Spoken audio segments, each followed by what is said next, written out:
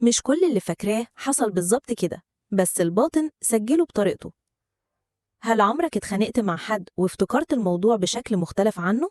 مش لأنك بتكذب، لكن لأن ذاكرتك مش كاميرا، هي انعكاس لمشاعرك. في الحلقة دي هنعرف إزاي العقل الباطن بيخزن الذكريات وليه ساعات بتظهر بشكل مش دقيق. الذاكرة الواعية أحداث محفوظة بترتيب. الذاكرة اللاواعية مشاعر وصور مرتبطة بالحدث. أنت فاكر اللي حسيت بيه، مش اللي حصل بالحرف. الذاكرة زي لوحة مرسومة، مش تسجيل فيديو.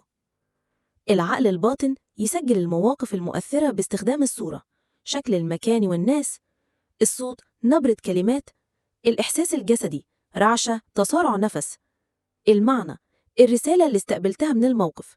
مثال: طفل توبخ قدام الفصل، يتخزن عنده أنا مش كفء.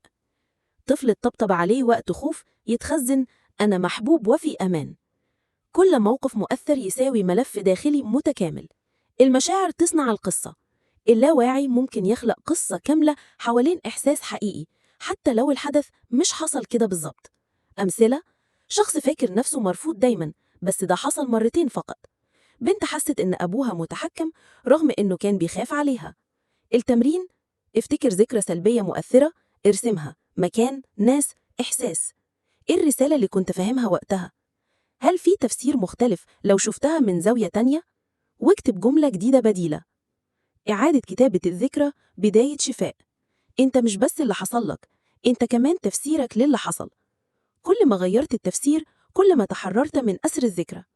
شاركنا ذكرى كنت فاكراها بشكل وطلعت غير كده لما فكرت فيها. ما تفوتش الحلقة الجاية: تأثير العقل الباطن على اختياراتك اليومية.